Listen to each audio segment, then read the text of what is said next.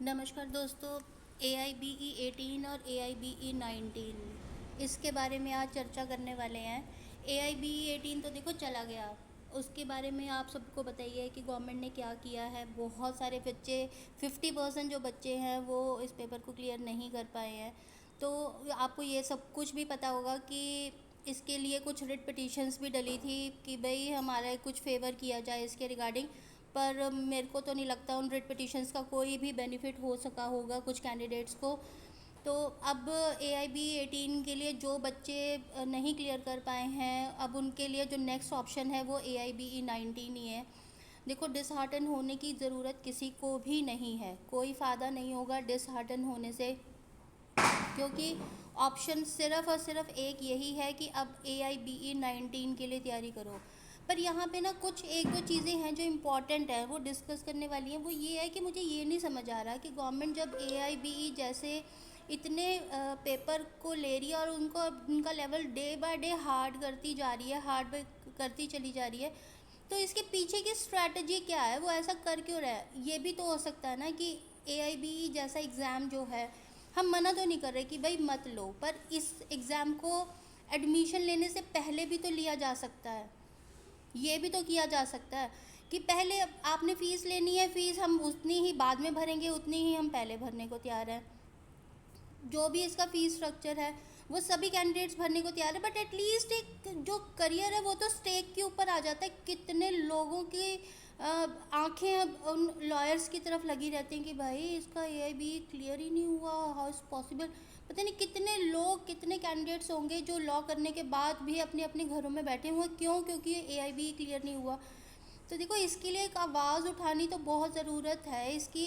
अगर कुछ कैंडिडेट्स मिलकर या हम सभी मिलकर इस चीज़ के लिए को एक मेल करें BCI को कि काइंडली ये जो एग्ज़ाम है, क्लैट का एग्ज़ाम भी तो पहले ही होता है, एडमिशन से पहले ही तो क्लैट का एग्ज़ाम लिया जाता है। तो अगर AIB का एग्ज़ाम भी अगर पहले ही ले लिया जाए, इसका लेवल कंपैरेटिवली कर लिया जाए, गवर्नमेंट को तो फ़ीस से ही मतलब होगा जितना मुझे लग रहा है कि ठीक है भाई, जो इनका पर्टिकुलर फ़ीस स्ट्रक्चर है वो कंप्लीट हो जाए।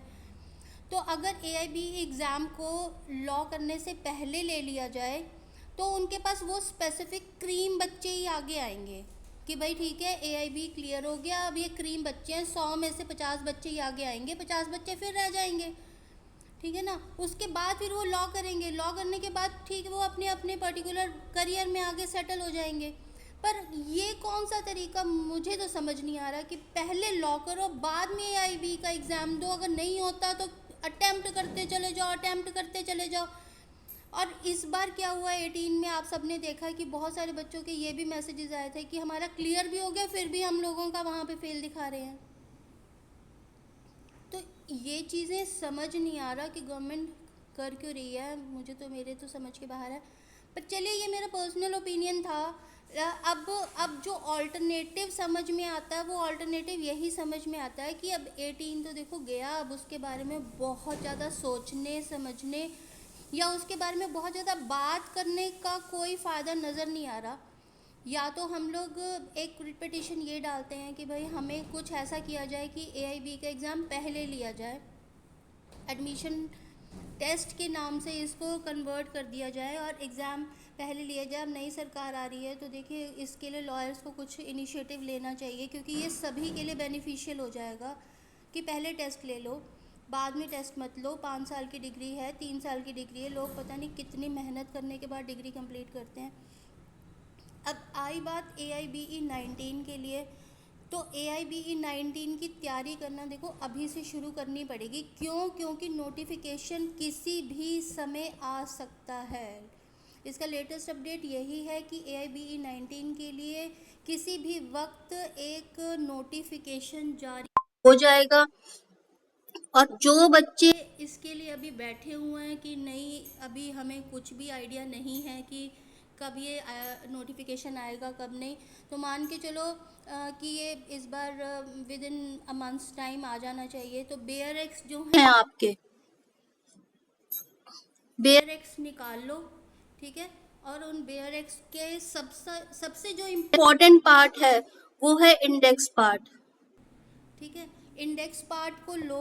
इंडेक्स पार्ट को थॉरली स्टडी करना शुरू कर दो, एक एक चीज़ को देख लो कि कौन सा इंडेक्स में कौन सी चीज़ कहाँ लिखी हुई है, कहाँ पे आर्टिकल्स हैं, कहाँ पे शेड्यूल्स हैं, कहाँ पे आर्टिकल्स हैं, या कुछ भी जो भी चीज़ें हैं, पार्ट्स वगैरह जो भी हैं, हर एक बेयर एक्ट को खोलो और उसका इंडेक्स पार्ट पढ़ लो। इसके अंदर जो एक बहुत इम्पोर्टेंट चीज जो मैंने नोटिस की जब एग्ज़ाम आया था AIBE 18 का, उसमें ये था कि मैंने ये भी नोटिस किया कि बहुत सारे जो क्वेश्चंस थे जो हमें एक बेयर एक्ट का बंच मिला था, जो बेयर एक्ट्स मिले थे हमें, वो ऑलमोस्ट हमारे थे 19, 20, 22 के अप्रॉक्सीमेट थे, या तो 19 मिले होंगे या 20 या 22 जितने भी थे। पर इन बेयर एक्ट्स के बाद भी कुछ क्वेश्चंस ऐसे थे जो उन पर्टिकुलर बेयर एक्ट्स में से नहीं थे। तो उसके लिए क्या था, अब प्रोविजन क्या था कि हमें अलग से कुछ बेयर एक्ट्स लेने की ज़रूरत पड़ेगी ही पड़ेगी, ठीक है ना। अब जैसे एक वो वाला क्वेश्चन था, मुझे थोड़ा कम स्ट्राइक हो रहा है, कि एक लेडी है वो प्रेगनेंसी के टाइम पे कितने दिन की छुट्टी ले सकती है, कुछ इस टाइप का क्वेश्चन आया हुआ था। तो ये तो कहीं पे भी किसी भी बेयर एक्ट में नहीं मिल रहा, तो इसके लिए हमें अलग से ही कोई बेयर एक्ट होगा जो हमें अलग से देखना पड़ेगा। तो वो बेयर एक्ट कहाँ से लेंगे हम लोग, कहाँ से निकालेंगे, उसके लिए मैं एक अलग से वीडियो बनाऊंगी, आप लोगों को बड़ी जल्दी बताऊंगी कि वो बेयर एक्ट्स आप अलग अलग बेयर एक्ट्स और कहाँ से डाउनलोड कर सकते हो, जो मार्केट में विद कमेंट्स मिल रहे हैं, विदाउट कमेंट्स नहीं मिल रहे। क्योंकि कि जब भी आप एग्जाम देने के लिए जाओगे तो आपको विदाउट कमेंट्स ही अलाउड है, ठीक है ना। विद कमेंट्स तो आपको पता ही है कि अलाउड ही नहीं है, तो विदाउट कमेंट्स वाली जो जितने भी बेयर एक्ट्स हैं वही आप लेके जा सकते हो, पता ही कि आप लोगों को कि ओपन बुक एग्जाम है। और इसमें जो बेयर एक्ट्स अलाउड है वो विदाउट कमेंट्री वाले ही हैं, विदाउट कमेंट्स वाली हैं। तो बहुत सारे ऐसे बेयर एक्ट्स हैं जो मार्केट में अवेलेबल तो हैं, बट अवेलेबल तो है वो, पर विद कमेंट्स है। अब उनके लिए क्या ऑप्शन है, वो तो हमें अलाउड ही नहीं है, हम उसको तो एग्ज़ाम हॉल में लेके जा ही नहीं पाएंगे। तो उसके लिए मैं नेक्स्ट वीडियो बनाऊंगी, तो आप एक बार मेरी उस वीडियो को देख लेना, उसमें मैं बताऊंगी कि आपको अगर कोई भी बेयर एक्ट चाहिए, विदाउट कमेंट्स वाला चाहिए, तो आपके पास ऐसी कौन सी साइट्स हैं जिन साइट्स के ऊपर जाकर आप उनको, वो कौन सी साइट्स है, उन साइट्स पर जाओगे और वहाँ से आप उन बेयर एक्ट्स को डाउनलोड कर पाओगे, ठीक है ना। तो उस पर्टिकुलर साइट पर हमें जाना पड़ेगा और वहाँ जाके उन बेयर एक्ट्स को डाउनलोड करना पड़ेगा, क्योंकि बहुत सारे क्वेश्चन इसी वजह से अटेम्प्ट ही नहीं हुए बच्चों के, क्योंकि उनके पास वो पर्टिकुलर बेयर एक्ट्स थे ही नहीं, इस वजह से भी बहुत सारे क्वेश्चंस रह गए। और एक जो ड्रॉबैक और रहा वो ये था कि बहुत सारे बच्चे केस लॉस और मैगजिम्स इसको पढ़कर ही नहीं गए।